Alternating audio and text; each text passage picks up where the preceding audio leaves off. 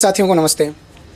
साथियों, आज की इस वीडियो में हम मोस्ट इम्पोर्टेंट टॉपिक के ऊपर बात करेंगे और वो टॉपिक आप लोगों को समझना बेहद ज़रूरी है, क्योंकि जब भी हम बैंक से लोन ले लेते हैं, जब हम उस बैंक की किस्तें या फाइनेंस कंपनी की किस्तें समय पर पे नहीं कर पाते हैं, हमारी ईएमआई समय पर नहीं जा पाती है, तो हमारी ज़िंदगी ऐसा समझो एक तनाव में जीनी शुरू हो जाती है। हमारे ऊपर एक भार बंध जाता है। फिर ऐसा लगने लग जाता है कि जब भी किस्त की तारीख आती है, ईएमआई की तारीख आती है, तो कैलेंडर में वो ट्रिगर माइंड में करती है कि वो कैलेंडर की तारीख मानो आपके लिए एक फांसी का फंदा हो। जब तक आप उसको चुका पाते हैं, मैनेज कर पाते हैं, तब तक आप उसे कर रहे हो।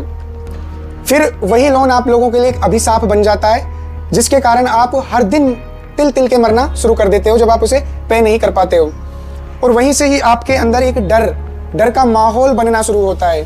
मानो कि आपने जैसे किसी फाइनेंस कंपनी या बैंक से लोन लेकर, ऋण लेकर आपने कोई क्राइम कर दिया हो, आपने किसी का मर्डर कर दिया हो, मानो ऐसे स्वाभिमान आपका मर गया हो।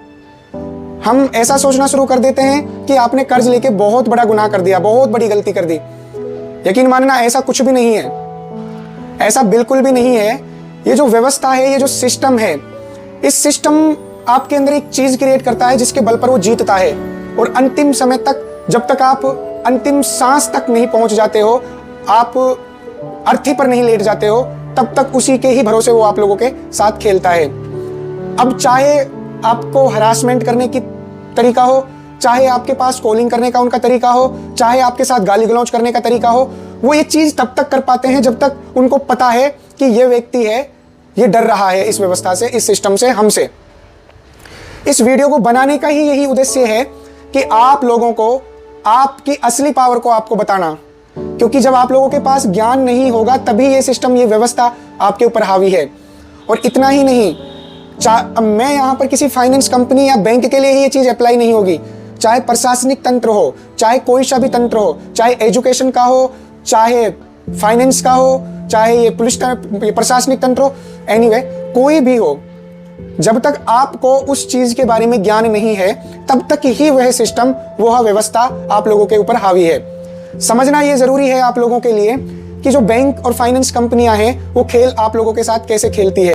इस बात से आप लोग अनभिज्ञ हो कि बैंक को आज एक ऐसा हथियार मिला हुआ है जिसे हम सरफेसी एक्ट कहते हैं। उस सरफेसी एक्ट में बैंक के हाथों में वो पावर दे दी गई है सारी, कि बैंक जब चाहे अपनी उस एक्ट के अकॉर्डिंग अपनी सारी कानूनी प्रक्रियाओं को पूरे करने के बाद वो आपसे कब्जा ले सकता है। लेकिन अगर आप लोगों को यही नहीं पता कि जो कानून उन्होंने बैंक के लिए बनाया है, क्या उसमें आपके लिए भी कोई प्रावधान है, हम लोगों को ये बात नहीं पता होती। जब हम वो किस्तें पे नहीं कर पाते हैं, तो क्या होता है कि बैंक की तरफ से नोटिस आने शुरू हो जाते हैं कि आपका अकाउंट एनपीए हो चुका है। आप एनपीए अकाउंट होने के बावजूद अगर फिर भी किस्त पे नहीं कर पाते हैं, तो आपको 13(2) के सेक्शन के तहत सरफेसी एक्ट में आपको नोटिस भेजते हैं, जिसका रिप्लाई क्या देना है वो भी हमें नहीं पता होता। इसमें साथ के साथ आप लोग ये समझते चलना, अगर आपको किसी के पास अगर बैंक 13(2) का नोटिस भेज रहा है, तो सरफेसी एक्ट के अंदर 13(3)(a) के अंतर्गत आपको उसका रिप्लाई देना है, क्योंकि सरफेसी एक्ट 13(2) का नोटिस एक डिमांड नोटिस होता है। और डिमांड नोटिस में वो आपको 60 दिन का टाइम देते हैं कि 60 दिन के अंदर आपको ये पेमेंट पूरी ऑल क्लोज करना, वो आउटस्टैंडिंग आपको भेजते हैं। अब आप लोगों के पास राइट है सरफेसी एक्ट के अंतर्गत ही 13(3)(a). अब उसमें क्या लिखा हुआ है, आप यदि ऑब्जेक्शन करते हो तो आपके पास वो अधिकार है कि आप अपनी रिप्रेजेंटेशन फाइल करो। आप अपना जो आपके ऑब्जेक्शन है वो आप बैंक को दीजिए। रिटर्न में प्रावधान है कि बैंक को उसका रिप्लाई, रीजन रिप्लाई देना होगा, कारण युक्त रिप्लाई देना होगा। बैंक उसको टाल मटोल नहीं सकता, बैंक उसका उलूल जुलूल जवाब नहीं दे सकता। यदि बैंक ने उसका उलूल जुलूल जवाब दिया है, तो आगे की अगर कार्यवाही में बैंक जाता है, 13(4) की कार्यवाही में यदि पोजीशन की में symbolic position, physically position, auction, इन सब में अगर वो आगे जाता है, अपनी सरफेसी एक्ट की कार्यवाही को वो कंटिन्यू रखता है, तो यहाँ पर दो चीजें क्रिएट होती हैं, the violence of natural justice and the violence of SARFAESI act. तो सरफेसी एक्ट पूरी तरीके से नल एंड अवॉइड हो जाएगा। रीजन रिप्लाई उसका देना होगा, लेकिन होता क्या है, हम लोगों को इस चीज़ के बारे में पता नहीं होता। तो बैंक अपनी सारी कार्यवाहियों को पूरी करता है, फिर वो फिजिकल पोजीशन में जाता है, ऑक्शन करता है, ऑक्शन भी करता है। आपका जो उस रेल संपत्ति का आपकी जो असली धन है, जिसकी कीमत घट नहीं रही, दिन प्रतिदिन बढ़ रही है, और जो उन्होंने हमें रुपया दिया बल्कि उसकी कीमत डाउन होती जा रही है, इस चीज़ का वो फायदा उठाकर आपकी संपत्ति को वो सस्ते दामों पर अपने ही व्यक्तियों को उस संपत्ति को बेच देते हैं। ऐसे अनेकों चीज़ें होती हैं। ये चीज़ें तब होती है जब हम लोगों को अपने अधिकार के बारे में नहीं पता होता। इसीलिए मैं आप लोगों को ये वीडियो बना रहा हूँ ताकि आप वो गलतियां ना करें जो आप कर देते हो। हर बैंक के नोटिस का आपको रिप्लाई देना है। अब रिप्लाई कौन सा देना है, डिस्क्रिप्शन में जो कॉन्टैक्ट नंबर दिया हुआ है आप उस पर संपर्क कर सकते हो। दूसरी चीज, अब यहाँ क्या होता है, यदि बैंक ने आपको जवाब नहीं दिया और बैंक आगे की कार्यवाहियों में चला जाता है, तो बैंक क्या करता है, वो कब्जा लेने के लिए दो व्यक्तियों के पास जाता है। डिस्ट्रिक्ट मजिस्ट्रेट के पास, कलेक्टर के पास जाएगा, डीएम के पास, या वो जाएगा सीजेएम के पास, चीफ जुडिशियल मजिस्ट्रेट के पास। अब क्या होता है, सरफेसी एक्ट में डीएम को और चीफ जुडिशियल मजिस्ट्रेट को क्या देखना होता है, क्या बैंक ने सरफेसी एक्ट में वो सारे प्रोसीजर पूरे करे हैं, क्या बैंक ने 60 दिन का टाइम पीरियड के जो नोटिस देते हैं उसको वो समय पूरा हो गया, क्या उन्होंने 13/4 का नोटिस दिया, एंड ऑल सारी चीजें मजिस्ट्रेट को देखनी होती हैं। अब क्योंकि फाइनेंस कंपनी या बैंक, उनका अपना तालमेल दोनों जगह ऐसा होता है कि ना तो एक विक्टिम को वहां पर बुलाया जाता है उसका अपना पक्ष रखने के लिए, डीएम भी नहीं बुलाता है और ना सीजीएम बुलाता है। तो क्या होता है, वहां से एक तरफा एक्स पार्टी ऑर्डर आ जाते हैं, जबकि आप लोगों की कोई गलती नहीं होती। इसीलिए करना आप लोगों को क्या है, हर चीज को point two point, step by step note करते हुए चलना है। सबसे पहले आपको अपने केस में ये देखना है कि बैंक ने कौन सी गलती कर रखी है, वो लूप होल आप लोगों को निकालने। दूसरी चीज आपको क्या करना है, अगर डीएम ने आपके खिलाफ नोटिस इशू कर दिए हैं तो वहां पर आपको डीएम के पास एक लेटर देना और फिजिकली आप लोगों को जाना है। अगर डीएम उसके बाद भी नहीं सुनता है तो फिर आगे के क्या रास्ते हैं वो भी मैं आगे आपको बताऊंगा।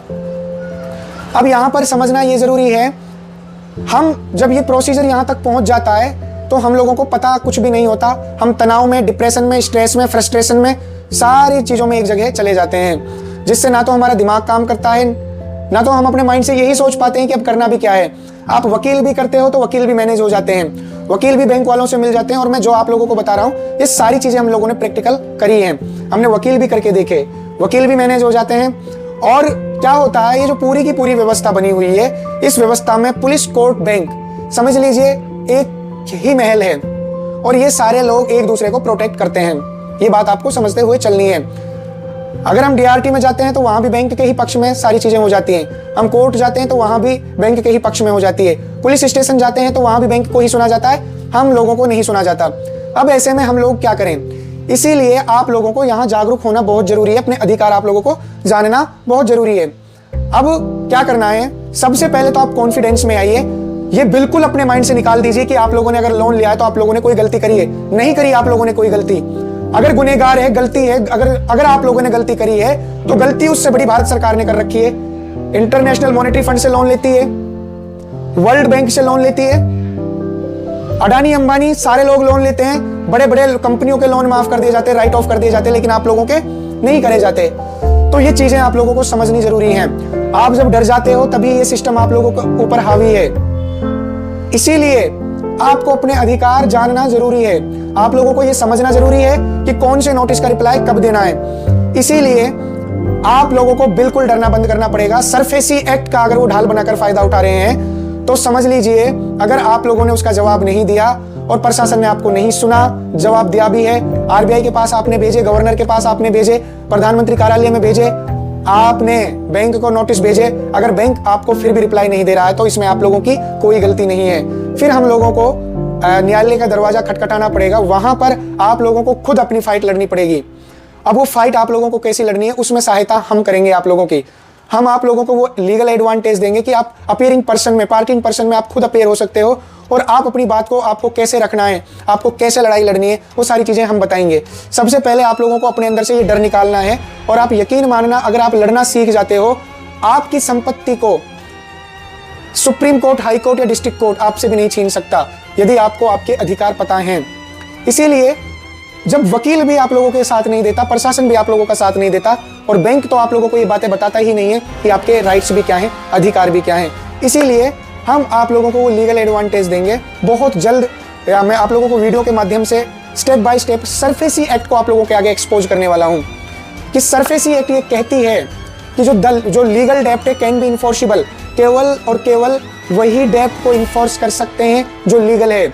अब बैंक को वो डेप्ट लीगल और इलीगल तो प्रूव करना ही पड़ेगा। बर्डन ऑफ प्रूफ हमें अपने ऊपर बिल्कुल भी नहीं लेना। हमें बर्डन ऑफ प्रूफ जो शिफ्ट करना है वो बैंक के ऊपर करना है। हमें बैंक से बिल्कुल भी ये नहीं कहना या फाइनेंस कंपनी से कि आप इस करेंसी में ट्रेड कर रहे हो या आप इस करेंसी में ट्रेड कर रहे हो। ना हमें आरबीआई के ऊपर आरोप लगाने, ना हमने भारत सरकार के ऊपर आरोप लगाने। हमें सिर्फ प्रश्न करने हैं, हमें क्वेश्चन करने हैं। आप हमें उनसे संतुष्ट कीजिए। वो लीगली आप लोगों को कैसे पूछने हैं वो हम आप लोगों को बताएंगे। तो साथियों, सबसे पहले आप लोगों को कॉन्फिडेंस में आना जरूरी है कि आप लोगों को ये समझना जरूरी है, ये सिस्टम को जो सबसे बड़ी जो चीज़ है वो जो इसको जिताता वो है डर। अगर आप डर आप अपने अंदर से निकाल देते हो तो आप यकीन मानना कोई भी बैंक आप या फाइनेंस कंपनी या तंत्र आप लोगों के ऊपर हावी नहीं होता। ये मीडिया के माध्यम से, न्यूज़पेपर के माध्यम से, हर चीज़ के माध्यम से इस सिस्टम ने यही खेल खेला है। आप लोगों की माइंड कंट्रोलिंग के माध्यम से लगा लीजिए या माइंड प्रोग्रामिंग के माध्यम से लगा लीजिए, हर चीज़ को डर के माध्यम से आप लोगों के अंदर पिरोया गया है। 2020 में जो तथाकथित जिसका ड्रामा जो चलाया गया था, जिसके नाम पर हम लोगों को घरों में कैद करा गया था, उसमें क्या था? उसमें एक डर ही तो था। एक डर के ही माध्यम से तो सारी चीज़ें आप लोगों पर एग्जीक्यूट और इम्प्लीमेंट कर दी गई।